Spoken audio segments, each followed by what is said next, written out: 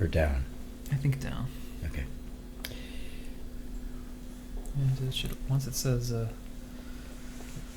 live. Okay. All right, and look, the picture's right. It's oh good. So that was the trick. It's funny how it says waiting, but then it actually records everything that we do while we're waiting, and we think we're not live. And we think we're not live. So that's funny. Very deceptive. So, welcome anybody who may jump on.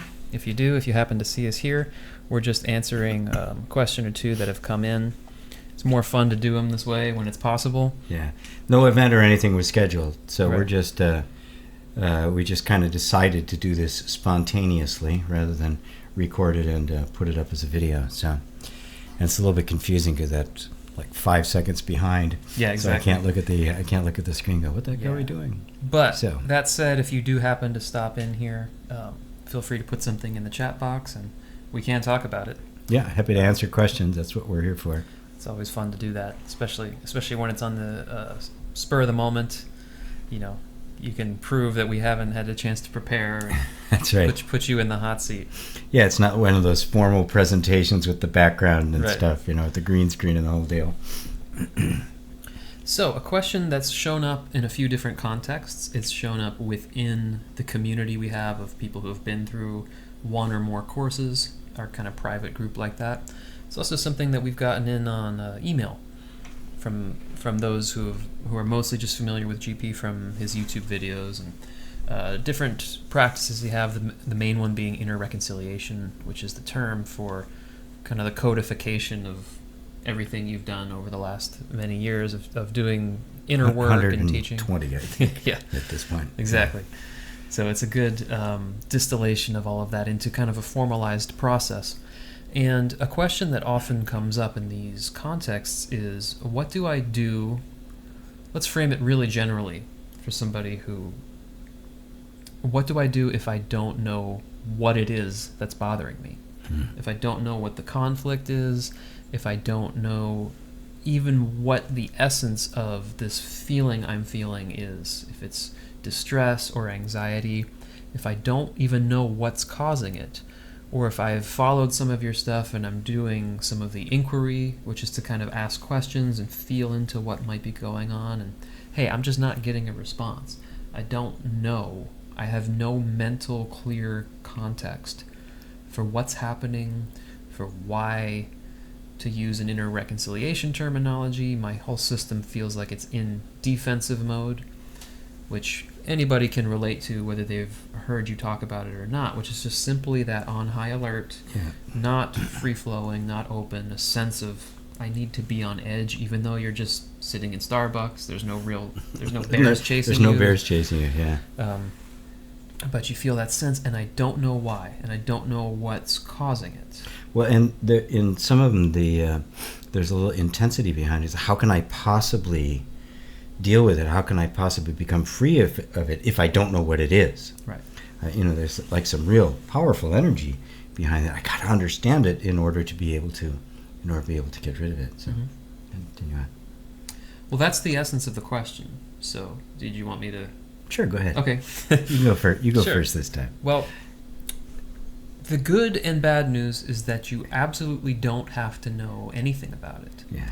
The bad news about that is there's a discomfort that accompanies that. And it's often not the answer you want to hear, and that can sometimes leave even more of a, well, what do you mean I don't have to know about it? The bottom line is that you can feel it. Whether you can understand what you're experiencing or not, you can't deny that you're experiencing it. And one of the funny things that your mind will do is it will even counter rationalize what you're experiencing. For example, well, it's not really that bad. Or, you're fine. I mean, I'm just kind of curious about it. It's not really a big deal. Yet, it's obviously consumed your attention to such a point where you felt compelled to watch a video or ask a question or explore it at all. So there's something that's there. And whether the fact that I don't know what this is means you're aware of something. You couldn't if you weren't aware of it at all, you couldn't say, I don't know what this thing is that I'm experiencing. So think about it like this. The thing itself is a feeling. It is an experience, right? That's the one thing it definitely is. To say, I don't know this experience that I'm feeling, well, it is an experience and you are feeling it. And that is what it is. It's like saying, I don't know what I'm tasting. Right. Maybe you don't, but it's taste. That's what it is. And it tastes the same whether you know what it is or not. And the point of tasting is to taste, right? So that is the actual meat of the experience. The taste of the food is what it tastes like. And if you were saying, I don't know what that is, and that is upsetting you, it can show you a couple things about it. The primary one is feeling like you have to know what that is in order to make any movement of that energy, in order to have any resolution of that feeling. And it's simply not true any more than you need an intellectual understanding of how your muscles are constructed in order for doing push-ups to make your arms get stronger. You know, I don't know the mechanics of that. No idea. Most bodybuilders probably don't know. I don't know how my car works. I don't know how the damn lights work. Right. But you can feel that that's happening.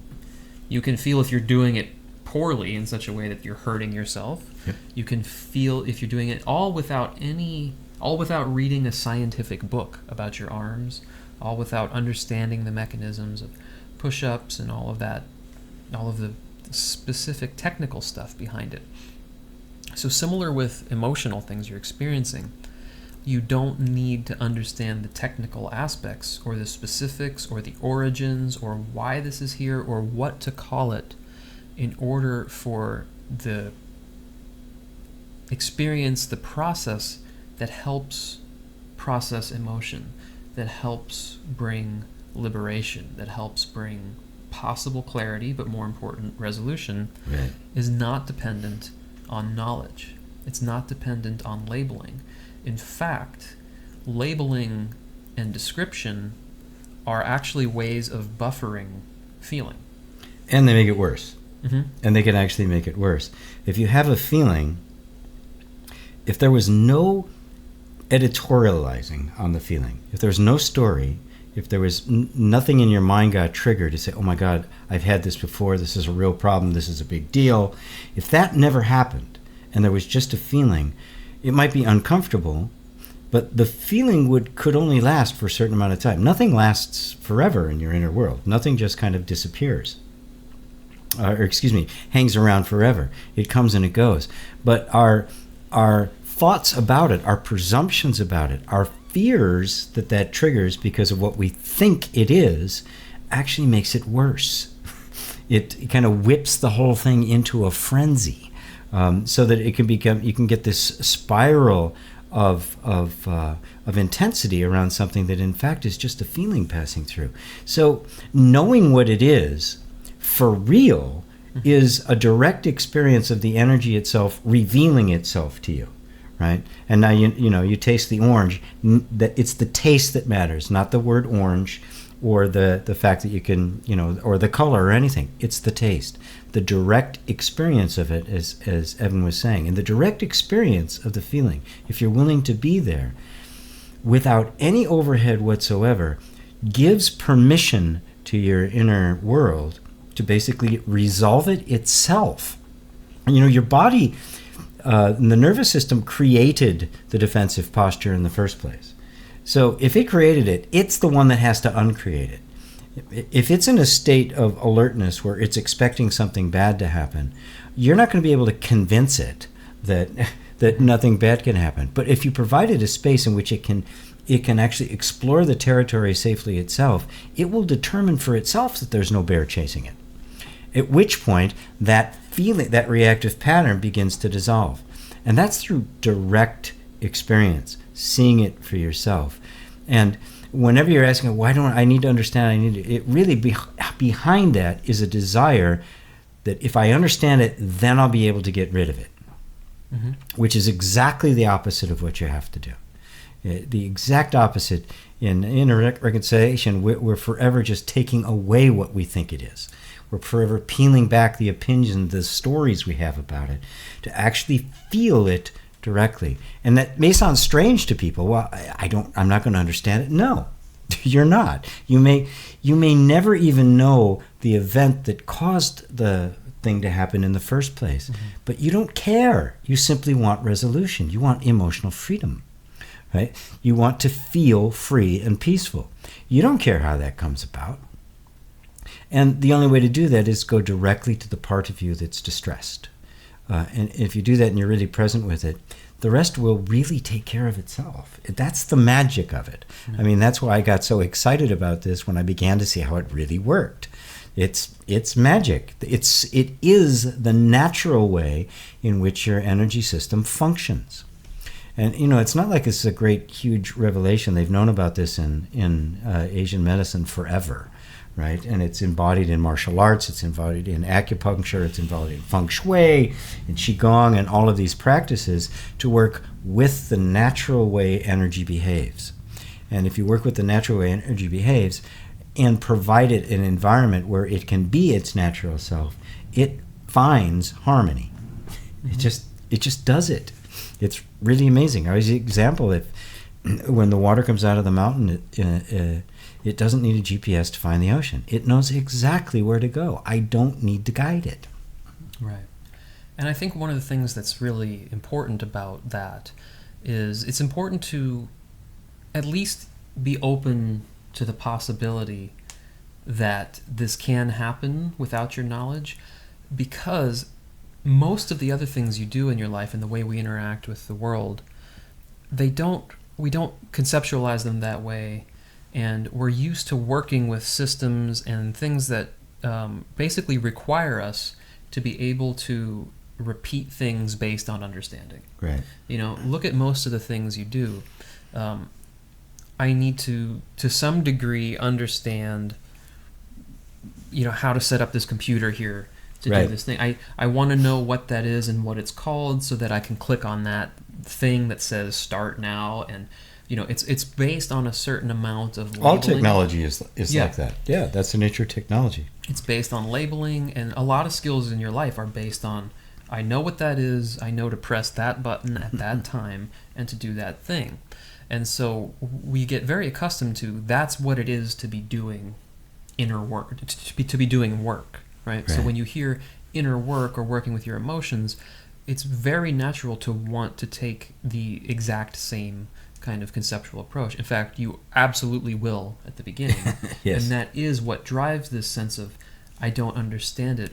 So there's a real opening up that takes place of just being willing to entertain the possibility that just by sitting here, for example, at the most fundamental level, that just by sitting here and feeling into this consciously, meaning I'm going to feel into the experience of what I'm feeling and explore that and be less concerned with labeling it, less concerned with understanding it, and just actually feeling that sensation in my body, noticing the subtle movements, noticing that when I focus on it, maybe there's some shift in my posture, or some shift in how I feel, or some different types of thoughts are coming up, or memories, whether they're pleasant or not. They may be very unpleasant. Mm-hmm.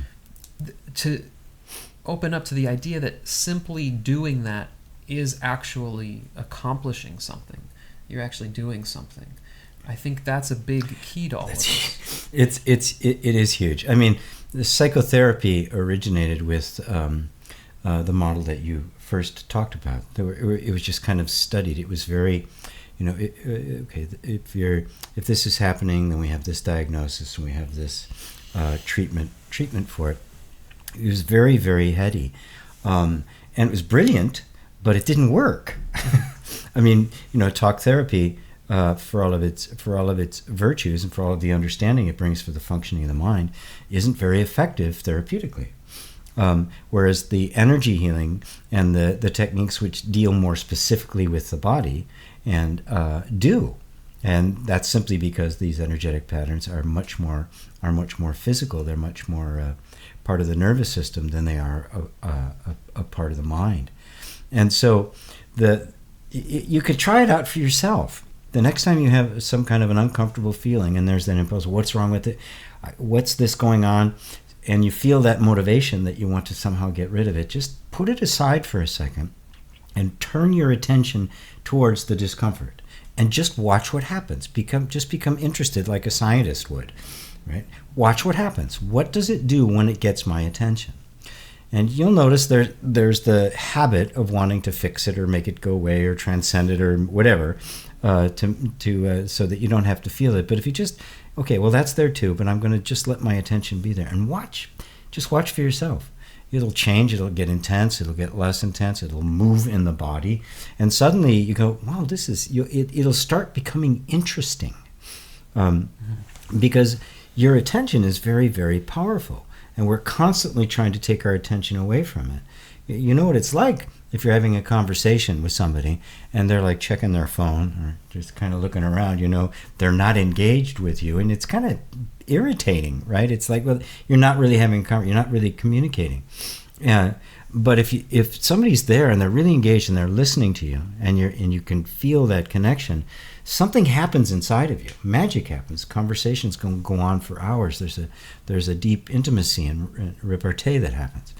There's no difference when you put that attention on your own inner world. It has an impact of suddenly these things that were just feelings that were trying to get your attention because they're trying to communicate something to you. Suddenly they have your attention. Things are going to change. It's inevitable. Because that power of attention is just so, focused attention is powerful. And it's also key to notice that some of the things you described there are very subtle things. So it's not necessarily this big announcement of, here's why I'm here and here's the essence. That's right. Or this big explosion of energy. It could just be the slightest movement of something. Just the fact that your attention being there is creating some type of effect. And there's a mystery to it on a certain level. Yeah. Just as a lot of things you do are actually more mysterious than you kind of give credit to because they become familiar to you. At one point they were... Like, how does 12 billion cells work completely in harmony, spontaneously for me to do this? Right. I mean, when you think of everything that's involved to do this simple little motion, and there's literally hundreds of billions of little things that are acting simultaneously, it's a mystery, folks. Mm-hmm. It's a mystery. Now, another question, a more specific version of the question we've got have been from somebody who's done some work with this stuff. And if anybody's listening to us wants to ask a question, please feel free, because we have some people here. Please feel free to chat us up. Yep, for sure. We're more than open to it. So, for sure. Sorry to interrupt. That's part of why we're here. Which is you go in with the intention of, okay, I'm going to sit here and I'm going to explore what I'm feeling. And what I've had come up a couple times for different people, and someone who wrote in who's just gone through a couple of your videos and stuff, hasn't like really worked with you extensively or anything, but is getting exposed to some of what you do. And it's like, I'm not getting any answers. Nothing happens, right? There's nothing happening. Mm-hmm. I'm not getting anything, and I'm bothered by that. So anytime you're experiencing something like that, pause for a second.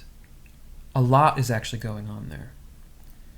First of all, there's the intention to notice something, and then you are not getting what you expect. Right. So number one, there's an expectation.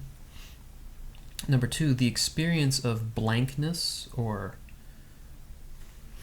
if I say something to you and you just literally don't budge, like it's as though I haven't said anything, like nothing's getting through, that is a response. It sure is. It's not the response you want. Right. But it's information. It's information in the sense that, okay, we don't even have a connection here. There's not, right. What is that? Even that too is something you can be curious about. So, does it not hear me? Is there a dissociation happening? Right. But you are noticing that, and you're being bothered by it enough to at least ask the question, Yep. at least enough to send the email or say, I don't know what's going on. So that is a reaction. The difference is you identify with that reaction and you call it me. Right. Nothing's happening and I'm bothered by that, or I'm whatever Right. about it. No, that thing is the reaction. That is it. I mean, it's not. I mean, really, if you look at nature, it's always responding to something. So when it doesn't respond, that's noteworthy, right? It's not nothing. Right. It's not nothing. I mean, you can have the tiniest thought and you can feel a reaction to your system. And when you turn your attention consciously towards it and it suddenly freezes, I mean, it's like the possum, right? It's like, I'm not really here. Right. Right. Don't go away, move away, nothing to see here. Mm-hmm. Right? I mean, inner work requires a curiosity. You can't approach this level of inner exploration just for therapeutic motivation, right? You just can't do it. You can't sustain it. If it's all about the results, I want to do the work so I get straight, I feel good, I'm ready to go, and I get what I want out of life. It'll never work because it's just a means to an end. You really do have to become absolutely fascinated by the fact that by your own existence, by the nature of life itself. And it doesn't happen all at once. Suddenly wake up, oh my God, it's so great to be alive. But but nobody ever told you that. I mean, I was always educated. It was always about what I learned, what I did, the skills that I had available for the marketplace. There was nothing to teach me to actually that what I was feeling at any given moment actually mattered. Mm-hmm. Right. Feelings were always to be, that's just a feel. You got to push that down so you can, buck up and press on and that sort of thing. There was nothing about, pay attention to that. Nobody taught me to turn my attention inside. And so for the longest time, even on my spiritual journey, I was seeking truth and I was seeking answers outside. And little by little, I began to realize that even though I'd find some really beautiful insight into something, I could see God, and my life was still a mess, right? I went, well, wait a minute, what's wrong with this picture? Mm-hmm. And little by little, I began to find myself just kind of being more with myself. When I learned how to meditate, at first I thought the idea was that I was supposed to make all that stuff be quiet and go away, so I'd have the quiet mind. And little by little, I started listening more than demanding. Just kind of was seeing what was there. Very naturally just kind of fell into what I now call the yoga of allowing, just kind of allowing things to be the way they are. And actually this is really the whole thing behind mindfulness, meditation and vipassana is you're just sitting there completely quiet, completely open and letting everything begin to come up. I wish I'd known about those practices 40 years ago. It would have been because they were around. It would have been it would have made my journey. When I grew up in the Midwest, we didn't even know about such things. But at any rate, little by little, I began to very naturally pay attention to what I was feeling and why I was reacting in certain ways. And noticing that sometimes my reactions were completely inappropriate to what was happening around. And that was a clue as to what was going on. And finding out that I was actually not reacting to this moment, but to something that happened to be 20 years earlier. And that's when this all began to start to come together. And I became really interested in it. Which means I became interested in myself. I became interested in what the truth is. I became interested in finding out what makes people really click. And I'm not saying everybody who starts down this path has to have an ambition to be to be a spiritual teacher. I have one guy that I coached who he's a stock guy. He's a stock market guy. That's what he does, and he absolutely loves it. It's not about what you do. It's about, do you actually pay any attention to what's going on inside of you, and is there some degree of curiosity about that? And that's just something to cultivate. Hey, it's Lex. Hey, Lex. Just saw that. Well, we didn't plan anything. Thanks for joining us. We didn't plan. This was just spontaneous. We were actually making another video, and Evan said, well, why don't we just live stream it? So we actually hung the streaming camera onto the other camera. Yeah. They're sitting right next to each other. and started doing it. So, it's kind of, some people might hear that and go, "Oh my God, you mean I gotta get really interested in this other stuff now?" It can seem like it's burdensome, but do you like to talk about yourself? I mean, have you ever met anybody who doesn't like to talk about themselves?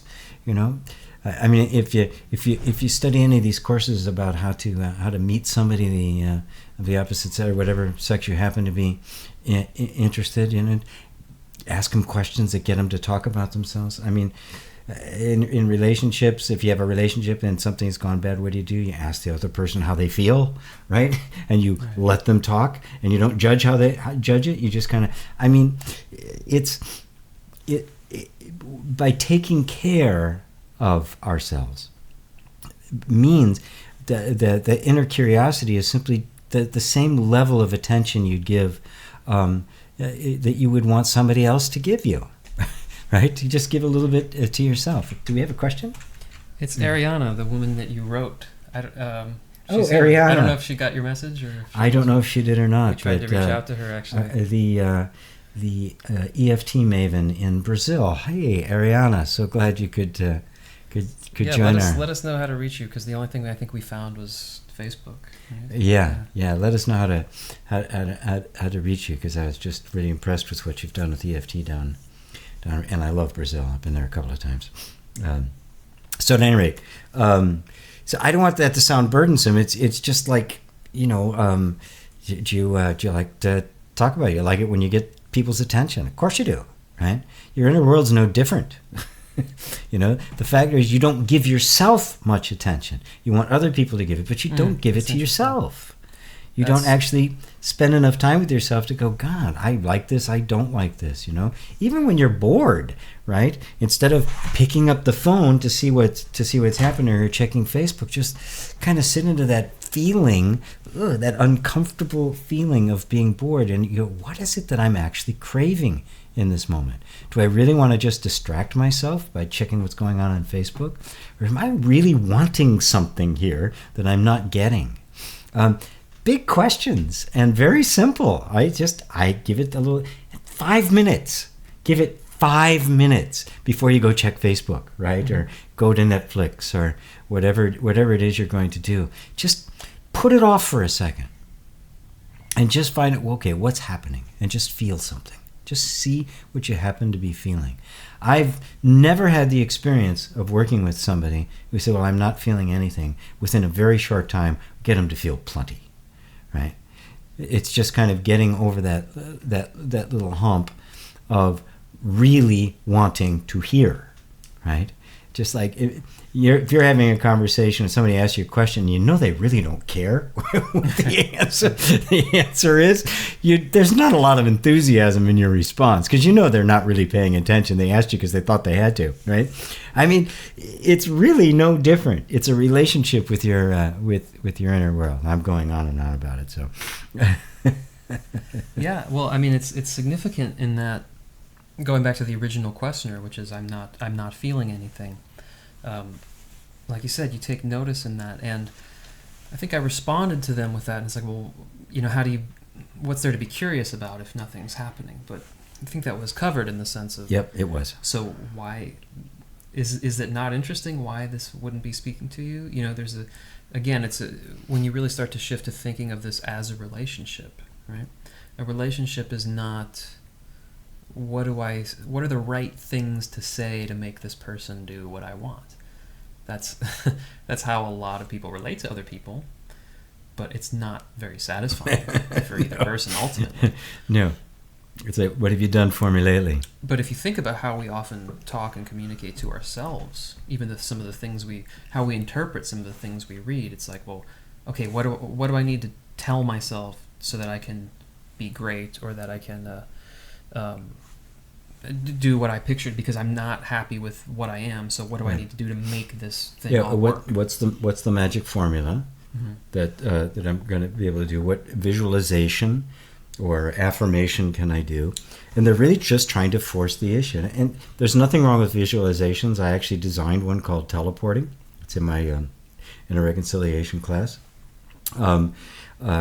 which is a form of visualization, and affirmations. Obviously, happier thoughts produce happier feelings, but there's like also this attempt to kind of cram it down your throat, like to force it to happen.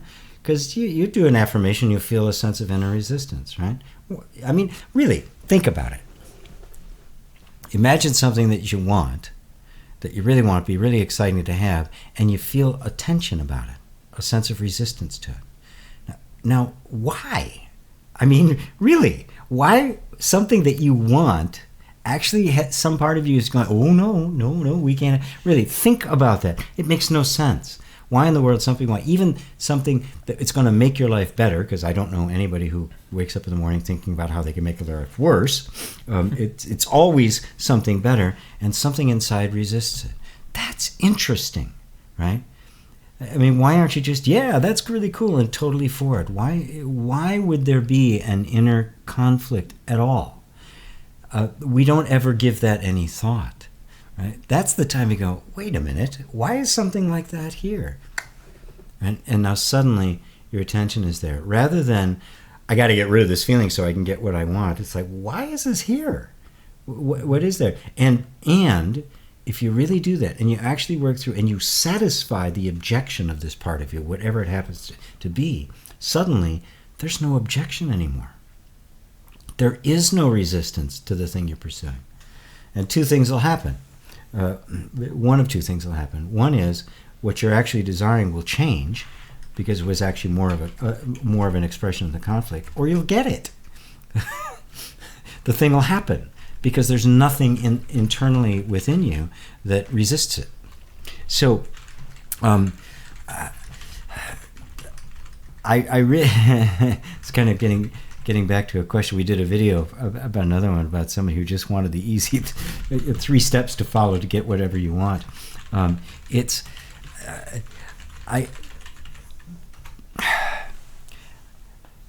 want to make people realize that at first this seems like it's hard to do, but if you just do it a couple of times, it's so interesting. It's so much fun. And the sense of relief and peace you get about it is so huge that you go, God, why didn't I do this before? And that's kind of the reaction I get from all of the students of Inner Reconciliation. And believe me, after it's probably about 30 years when I finally kind of began to understand how this stuff worked. My God, what a relief. What a relief from the stuff and I was intense. I mean, I lived. My son said I lived like a monk. I mean, I had 2 kids in life, but I was just so strict and so disciplined about the stuff because I thought that's what it required. And I don't object to it. I learned an enormous amount, but it was off the track. It wasn't really what needed to be happening. What needed to be happening was an inner reconciliation. That's where the name came from, and not an inner domination. Right? I mean, you're gonna behave the way I want you to. It's like, no, it doesn't work that way. It just doesn't work that way. We've got this little cognitive part of us, that thinks it's running a show. It's this little, the little man behind the curtain, guy with all the little controls up there, and he thinks he's running the show, and it's just not true. Our cognitive part is a very small part of the overall functioning. And if you really want to put yourself in the position to actually step into the role of mastery, which is possible, you need to work with the natural flow and the natural character of the entire energy system. If you do, it's miraculous. It'll do whatever you want it to do. But you have to ask it and not tell it. Just like you. Just like all of us. Tell me to do something, I'll dig my heels in, even if I want to do it. Yeah. I was thinking of something when you were saying that you were talking about how you relate to yourself, and we've talked about that a million times, but you really objectify yourself. It's an interesting process that happens. You actually objectify yourself the way the things you hate to hear about, like, objectifying a woman or objectifying someone of a certain race, or whatever, where you sort of see them as you're that, and this is what's true about you, and this is what's wrong, or this is what's right, and this is what when we had a men's group, we've had particularly younger guys who grew up with the internet. I'm maybe the only generation. How do I say it? Everyone before my generation grew up with the internet. I grew up after as your it was generation. happening. Yeah. No, before it didn't have it. Yeah. I didn't have a TV when I was a kid. When I was a teenager, you had to really be a nerd like I was. To even bulletin get on boards, the internet. and there was some online stuff. I had a shell account. It was all text based. But if you're younger than me, you grew up where you want to know something about how do I talk to girls. You actually go on the internet and you YouTube it and you learn whatever you happen to stumble across. Yes. The reason I bring that up in this context is you learn things about a living, dynamic thing. Right. And you condense it into like, oh, that's a girl. I'm attracted to her. These are the things I'm supposed to say and do because women like this. And it cuts off the actual interaction with the person. Yes. The human being that's in front of you. Your word's perfect. I mean, and brilliant. You objectify them. It's amazing that we actually do that. It's like, well, okay, we'll read the book. This is what I'm supposed to do with my thoughts. My thoughts are these things. And, okay, I have this internal resistance. I'm supposed to push through that because it's like you're learning about your own emotions and you're objectifying them into these are these things. Brilliant.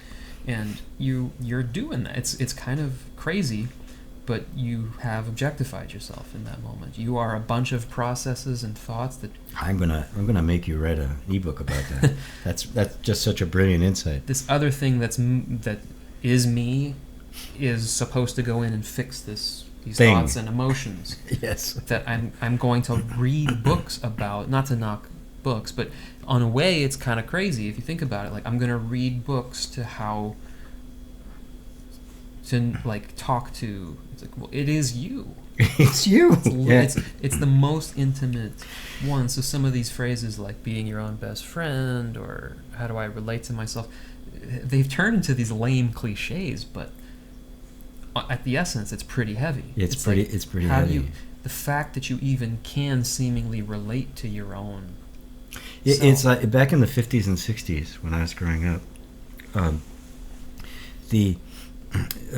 there was a guy named Dr. Spock, and he was the #1 expert in the country. He was on not Star Trek. Okay. Not that Spock. That's Mr. Spock. Dr. Spock was his name.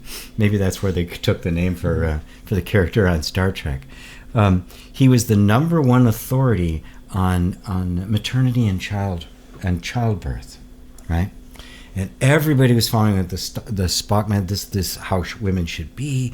This is how the whole process is supposed to take place. And he was on, TV shows, and he was like this big celebrity. And everybody was listening to him. Later on, I go, wait a minute. He's a man. How in the world is he possibly the expert on childbirth? I mean, what is he, past bowling balls to know what it feels like? I mean, really, hello? It was like not a midwife, not somebody who's had 3 kids, right? But this guy who's never, is not even. It's like that's it. There it is, right in a nutshell. You're Dr. Spock, trying to tell your to this inner world what it's supposed to be like. It totally objectified women, and for some reason we all bought it at the time, and every kid was a Spock baby. They were raised according to the Spock way. Yeah. Well, it goes back to the original question, which is, we feel something, I don't know what it is, I don't know what to call it, therefore I don't know what to do with it. It's the same thing. It's we value culturally or whatever, we place an overemphasized value on that type of knowledge. So right. The guy whose expertise on the medical facts is considered, we give that more credibility than you even hear sort of derogatory things like, oh, they're just doing it based on their feelings, right? And it's got this tone right. to it. Oh yeah. And so, science completely dismisses feeling. And you can go on the other side and be like, oh, it's all feeling and all science is BS, right. which is also ridiculous. But it's just an overemphasis on the data. And if you do anything in an academic world, it's really easy to see that. I mean, you'll see people with like an analysis of John Coltrane's music and then like but that has nothing to do with playing like him. That has nothing to do with tapping into that, whatever that is. It's very hard to articulate whatever he was tapped into, right? You can analyze some of the. I had to do this once. I had to write a master's thesis because I had to write one to get a master's degree, which I forget I have because I don't work in a field where it's relevant. You know? Right. Yeah, that's right. But can you play or not? But I had to. I saw how I was able to really dissect this guy's playing and show how this, and it was quite interesting on a lot of levels. And your mind can totally do that, and I could see how, oh yeah, he used some of these devices in this genre and then used it in a completely different genre. Now, the reality is now that I have a playing career. Like I've recorded in those types of settings. Like I've been on records that are where like the things I analyzed, for example, like the things I was writing about intellectually, there's not a lot of connection between the mental analysis. Right. You can train anybody with a particular type of mind can analyze what that person was playing and how it connects to the chord, and so you can see how he took. The reality is, you don't really that is a completely different thing from the experience of playing, and that's only really useful. The analysis is only useful if you use it in a way that you actually absorb it into your playing. There must be some way that this connects with inner work stuff, but for music, it is not going to get you too far to write 100 transcriptions of how somebody plays and analyze all the chord tones. You can get really deep, and you could get a doctorate, and you can actually have a good career as an academic, which is, I'm not knocking, that's actually probably a smarter thing to do. But you won't make an audience cry. Right. It's smarter to do that economically than to be a player. But you can also use those tools to say, oh, okay, this connects to this. Now I'm going to sit with that one little cell on my instrument, on my horn, until it gets into my ear and actually absorbs into my playing. Then those two things are working together. So some of that data you've learned, you're actually integrating into what do I actually hear.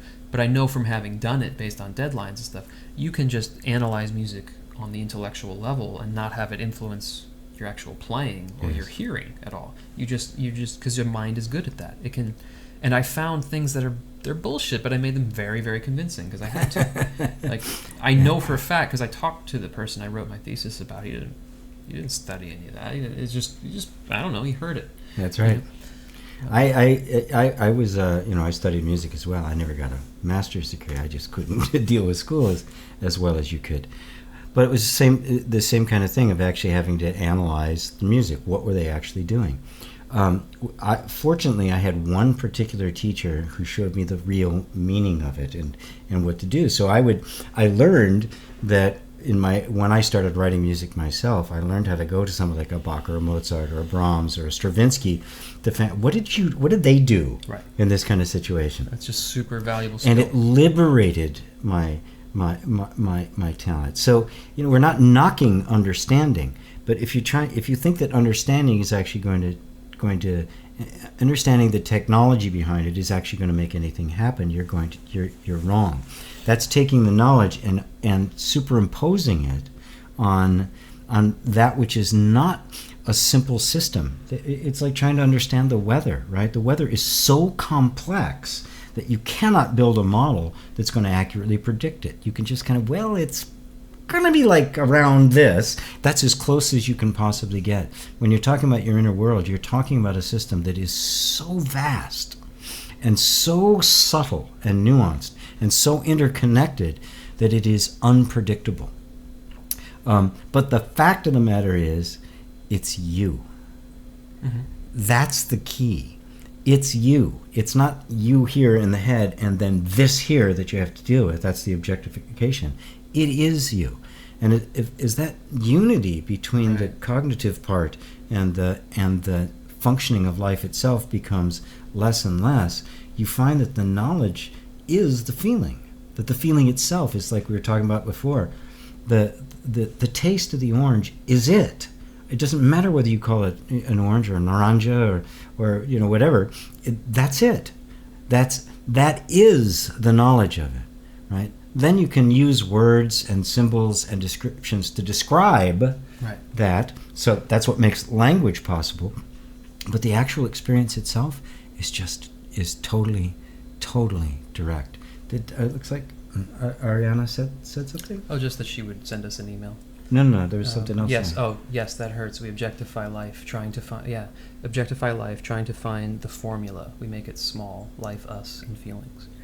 Yeah, perfect. We go, there's me, I'm up here in the head, right? This little consciousness that, I don't know, it's located, behind the third eye somewhere back there. I don't know exactly what it is, how big it is or something, right? That's me back there, right? And then there's all this stuff down here. It's an imaginary disintegration that's sitting on top of what in fact is total unity, right? There's a total oneness of functioning here. I mean, just example for scratching your nose. If you've ever done, there's a practice called Feldenkrais, which is a brilliant thing that makes you aware. Every single little gesture you do, the entire body responds to it. There's no such thing as any movement you can make in your body, however small, that the whole rest of your body isn't involved in it in some way. And you just don't notice them. Feldenkrais is really beautiful. I had to recommend it if you have a good place to take their awareness through movement. You become aware of the fact that something very small that you do, something way over here, is actually participating in it. There is a unity to life that is functioning, that is it. When you begin to see it, you begin to realize that the cognitive part of you that's been trying to assert itself is just a part of that unity.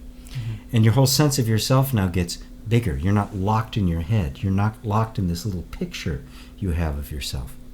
You are in fact finding that sense of oneness, that sense of unity with everything. And you see the whole thing is actually functioning as well, and then as one.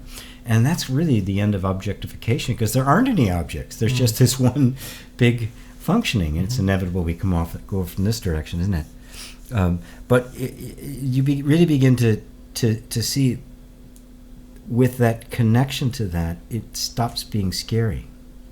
And now it deepens that sense of curiosity about what's actually going on here, what's actually happening inside of me. And like I said, when that takes over, you stop fighting it, right? And remember, if any of you have heard me teach about this, we mentioned a little bit earlier, all of our problems come from our energy system being in a defensive posture. It's on guard, and it got put in that position because of traumatic events that happened when you were a kid and all of that. So I mean, I'm not denying that it's there, but if you're sitting up here trying to impose your will on it, I mean, you're doing the same thing. You're fighting against it. You're pushing on it, and it's already defended, right? So you push it. What's it going to do? It's gonna actually dig its heels in more. And it certainly justifies it being in a defensive. Absolutely. So, well, see, see, of course I have to be. But if you instead turn towards it with at least curiosity, and after a while maybe even love, right? I mean, what happens when somebody is completely open to you? Right. When they're not trying to impose anything on you, that they just really want to listen. I mean, we all just melt. We just immediately just start gushing stuff out. Yeah, that's the visceral dimension of that. It's like you need to know what an orange is if you're gonna make a recipe that uses it, and how much. But it's like you wouldn't create a bunch of recipes if you never had a tongue. It's the two things have to correlate in that way, that what you are analyzing is based on a feeling, a taste. It's like you have to actually listen to music sometimes and like music in order to get that dimension of it. You could never hear music and analyze it as the structure that it is, and it's pretty interesting on its own. It's brilliant on its own, and they analyze things like Bach and the like, and the complexity of it is just mind-boggling. But you definitely want to sit down and listen to some Bach. You want to listen to it just for the experience of it, and it's the same with this. So if you're not getting any of that intellectual component of your emotion, if there's any area of life to not worry about it, it's that one. It's that. If there's any one where you really, what matters most is the feeling, experiential dimension of it. It would be feelings. Life is felt, not thought. There's no feeling in thoughts. There's no love in thoughts. There's nothing in thoughts. They are, I mean, there's no more feeling in a thought than there is in a picture of the mountain, right? It's just a symbol of something. It's a representation. What goes on up here, it's very powerful to be able to manipulate something, but it's representative of life. It's not life. And we've all been taught to live up here as if it's life. And it isn't. I mean, I don't want to think about sex. I want to have sex, right? I don't want to think about that great meal. I want to eat it, right? Right? I don't, I mean, that's the experience of life is felt. And folks, that's what all of this is. That's what inner work is the direct experience of life. And you are life. You don't have a life. You are life. I mean, that sounds strange to people. And what do you mean? I am life. No, I have a life. That just shows how deeply brainwashed we've been to see ourselves as actually disconnected from life. Well, if you're not life, what is? Right? I mean, this is life. It's like, oh, right? Now look, I mean, it sounds strange, doesn't it? But think about it for a second. The other is strange. The fact that somehow all of this is happening and we're like not it. We're kind of sitting over here looking at it. What, are you kidding? That's strange, and yet that is how we've all been taught. That's how we've all come to see it. That's the genuine experience of everything. Is the feeling of it. So even when the feeling's bad, when it's like sadness or grief or boredom or disappointment, all of those can become interesting in and of themselves. All of them can become interesting. And what happens then is that, yes, I'll never make it comfortable, right? But there won't be any suffering in it because I won't be fighting it. Do you have somebody mention something? Christopher wrote, that's like Shelley's final lines in Mont Blanc. And what were thou and earth and stars and sea, if to the human's mind's imagining silence and solitude were vacancy? Beautiful. Yeah. Beautiful. Thank you, Christopher. Thank you for everything you do, GP. You are an incredible teacher. Yes, he is. Thank you. And I'm hungry. And I played a long gig before this. Yeah, we did go on, didn't we? Yeah. I kind of like this format of just turning it on and starting great. And starting to talk and not having any restrictions. Up, but we haven't had any dinner. And we're in New York. We're on Eastern time, so well, thank you guys. Thanks for the people who were here live. Thanks for the people who made comments. I love this. It's great. We've actually got the whole studio set up here, so it takes us very little time to just kind of turn this on and make it happen. So we'll be doing more of that. Actually, I've got 2 coming up. I'm going to do 2 live deals on Monday, and then a whole series of private classes that you're all invited to. So Monday's on here, right? Monday on YouTube. I'm going to try to at the same time do Facebook Live with the phone here to see if I get them both. And we've got a call-in number as well that we have set up. So we're like totally dialed in, technologists here, right? Which is funny because all we talk about is feeling. So thanks, guys. Love you all. Yep. See you next time. See you next time. And by the time the feed catches up, I'll have actually figured out how to stop this thing. Here we go.